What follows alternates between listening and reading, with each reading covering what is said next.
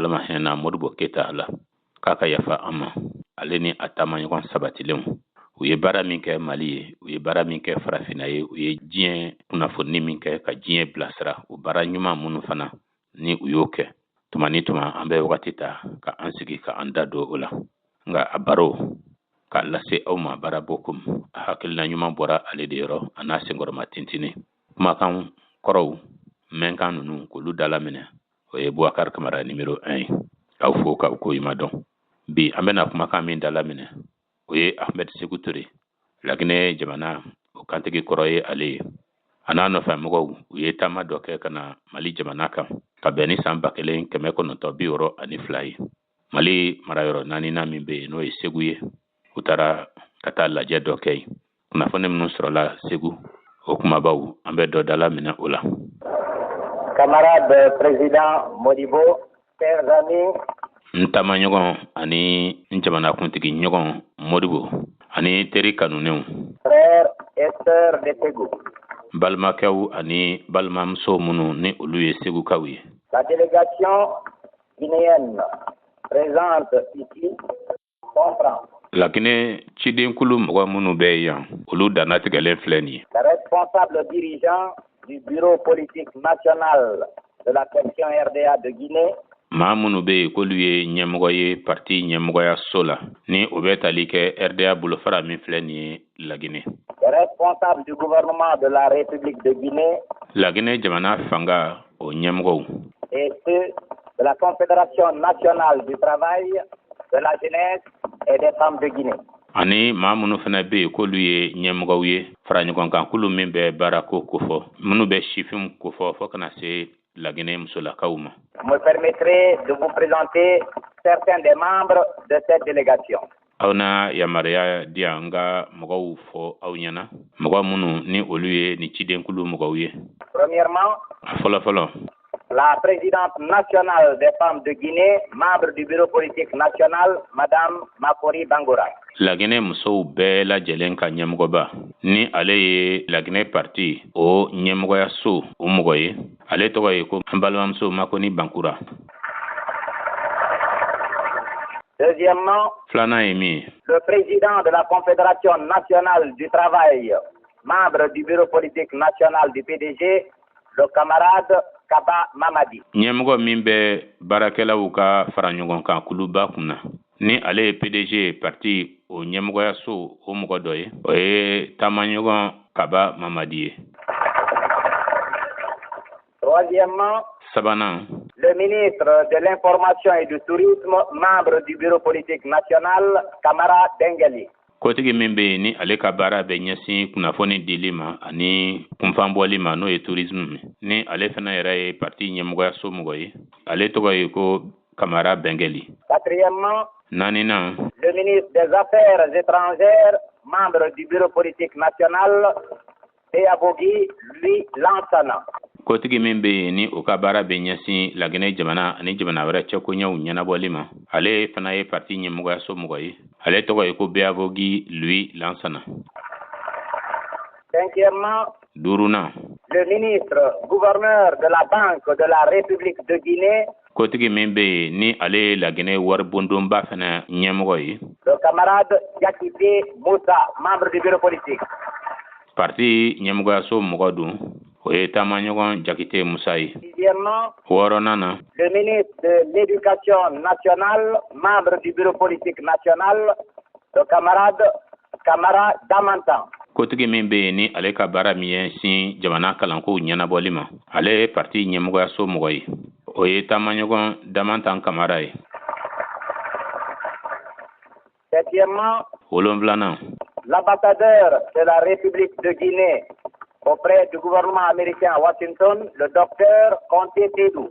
Laginɛ lasigiden ni ale sigilen filɛ nin ye l'Amérique jamana fanga o kɔrɔ Washington o ye Dr Conté Sédou ye. Septièmement, wolonfilanan le ministre résident de Guinée auprès du gouvernement malien, El Hadj Touré Abdoulaye. kotigi min bɛ yen n'ale sigilen don Mali la fanga o kɔrɔ yan Laginɛ jamana tɔgɔ la o ye El Hadj Touré Abdoulaye ye. Huitièmement, sekinan na le commandant de la région administrative de Matanta, membre du comité directeur de la section de Matanta, le camarade Savané Mori Kandian. Masanta o kafobolo marayɔrɔ ɲɛmɔgɔ forobacaw ɲɛnabɔli la ale ye ɲɛmɔgɔ ye dugumatɔn min be yen ni o bɛ la sini jɛda kofɔ ale ye o kulu mɔgɔ ye o ye taamaɲɔgɔn tabale Mori Kandian ye.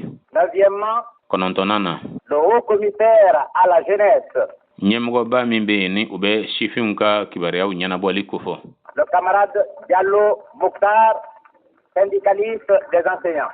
o ye taamaɲɔgɔn Jalo Mokhtar ye o ye kalanfaw olu ka lafasalitɔn mɔgɔ ye, etc., etc. k'a tɔw fɔ fururu ka taa k'a tɔ fɔ fururu ka taa. Camarades, Taamaɲɔgɔnw par la radio, vous avez déjà compris la signification de notre présence auprès du gouvernement malien. arajo fɛ a ye a dɔn ka ban kun min na an bɛ kɛnɛ kan yan ka na Mali fanga yɔrɔ Et auprès de la direction nationale de l'Union soudanaise RDA. ka na fɛnɛ Union Soudanaise RDA o ɲɛmɔgɔyaso yɔrɔ. Au risque de me répéter, je préciserai encore que nous ne sommes pas des touristes. walisa seginkani kana kɛ kumaw na n bɛ a fɔ tuguni ka segin a kan ko an tɛ kunfanbɔlilaw ye, Nous ne sommes pas non plus des curieux. an tɛ mɔgɔw ye fana mɔgɔ minnu ni olu bɛ boli ka taa yɔrɔw la ka a dɔn fɛn min bɛ yen, Qui, par méconnaissance des réalités maliennes, wa a tɛ fɛnɛ k'a fɔ ko lahalaya minnu bɛ senna Mali kɔnɔ ko an t'o fana kalama, seraient venus à Bamako, à Kaé et à Ségou k'a fɔ o la de k'a fɔ ko o de y'a to ko an seginna ka na Bamako ka na San ka tila ka na Segu, o tɛ. pour pouvoir apprécier la situation de votre pays. walisa aw ka jamana bɛ bolo min kan k'o dɔn. Plus que tout cela, nous sommes venus en camarades. Ka tɛmɛ o bɛɛ lajɛlen kan an nana ni hakilina min ye o ye an ye jɛkɛɲɔgɔnw de ye, an ye taamaɲɔgɔnw de ye. Ni en ministre, ni en président. Nka an mana k'a fɔ ko an ye kotigiw ye, an mana k'a fɔ k'an ye jamanakuntigiw ye. Un camarade militant. Nka an nana dɔrɔn de k'a fɔ an ye taamaɲɔgɔn de ye tɔnden min ni o cɛsirilen don a ka tɔndenya baara la. Du même parti, autour du même programme qui vise l'émancipation de l'Afrique. An ye tɔndenw de ye tɔnden minnu ni olu bɛɛ bɛ kulu kelen kɔnɔ n'u bɛɛ bɛ tɔn kelen kɔnɔ. Wa an bɛɛ lajɛlen fana bɛ ɲɛwalan kelen de kunna n'o ye baarabolo dalen kelen ye. Ni o de dabɔkun tɛ dɔwɛrɛ ye farafina bɛ se ka se a yɛrɛ kɔrɔ a bɛ se k'a ka kow ɲɛnabɔ a yɛrɛ ye cogo min na. Ainsi se place au premier rang la nature des liens. Des rapports militaires nous ont toujours unis. O de la sa fɛn min bɛ yen k'a fɔ k'o ye kow sendanya fɔlɔ ye o ye jɛɲɔgɔnyaw yɛrɛ cogoyaw ye. Tɔndenya sira minnu n'olu faradama ye an kɛ kelen ye. Et qui doivent être encore renforcés. O tɔndenya sira minnu hali bi ni dɔ ka kan ka fara olu kan k'o tɔ banban. Pour nous permettre d'accélérer le processus de décolonisation de l'Afrique. Ni o de bɛna kɛ sababu ye farafina bɔli jɔnya na ka o baara tɔ sen teliya. Et ainsi de contribuer d'une manière décisive à la réalisation des espérances communes à tous les peuples africains. Wa o bɛna kɛ sababu ye kɛcogo jɔnjɔn na walisa jigiya minnu bɛ yen ka olu waleya o jigiya minnu ni o ye jigiya kelen pe de ye min bɛ farafina gɛlɛyaw bɛɛ lajɛlen ɲɛnabɔli ko fɔ.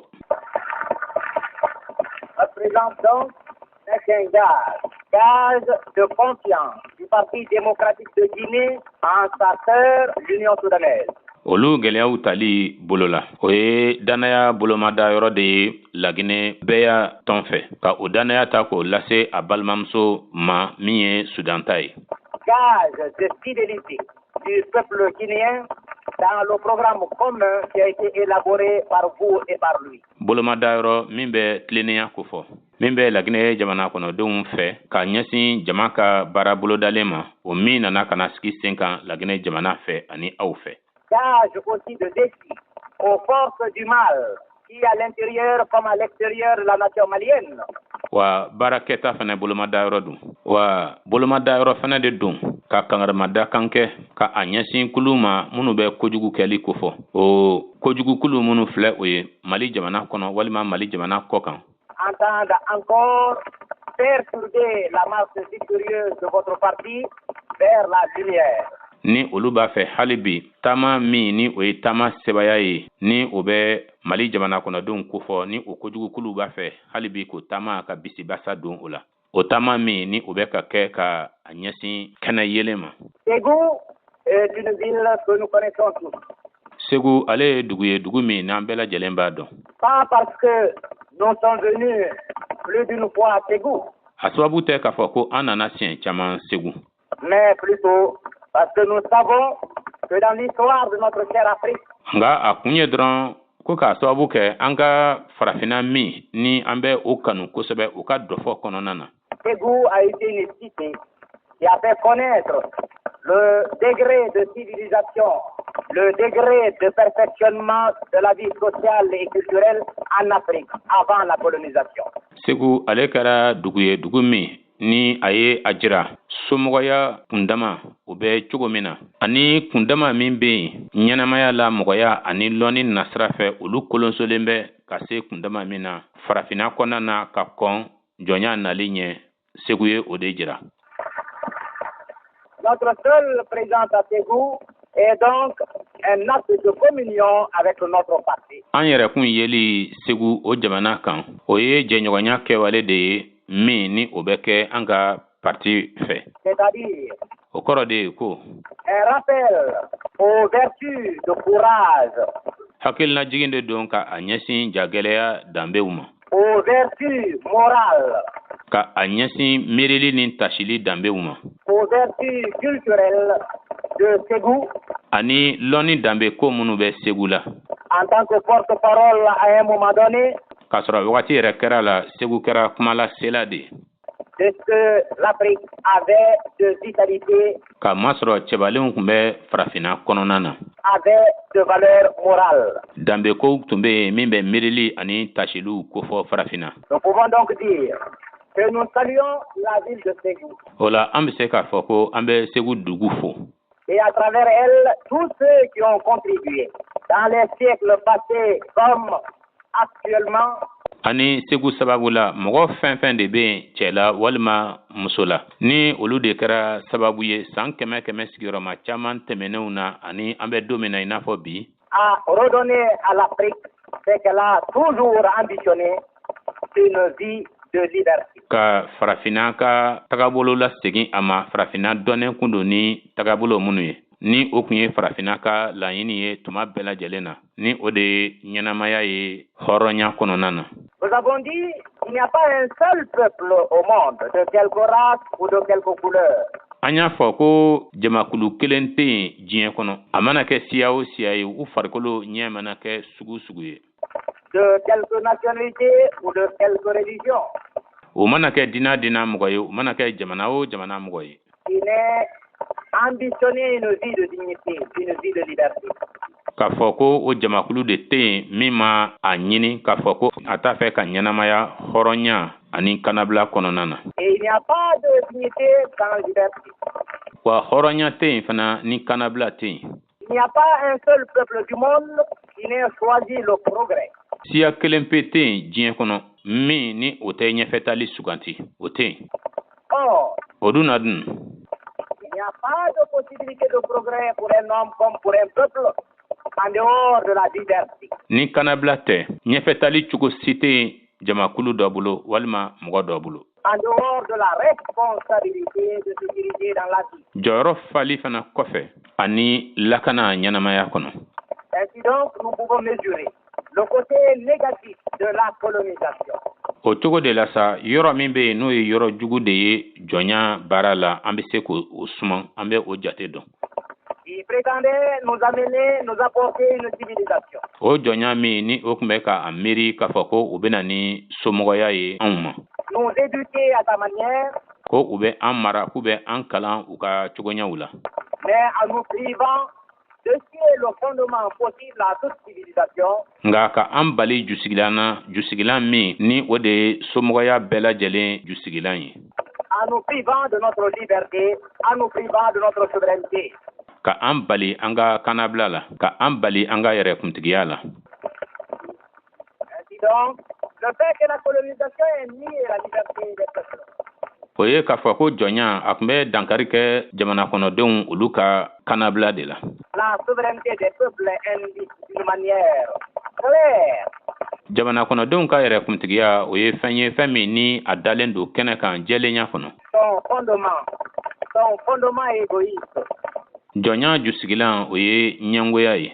Son fondement d'exploitation et de pression. A jusigilan ye fɛn min ye o ye ka bisili kɛ o ye ka papali de kɛ. Par conséquent, son fondement intéressé. Wa a jusigilan ye fɛn min ye fana o ye fɛn ɲini de ye.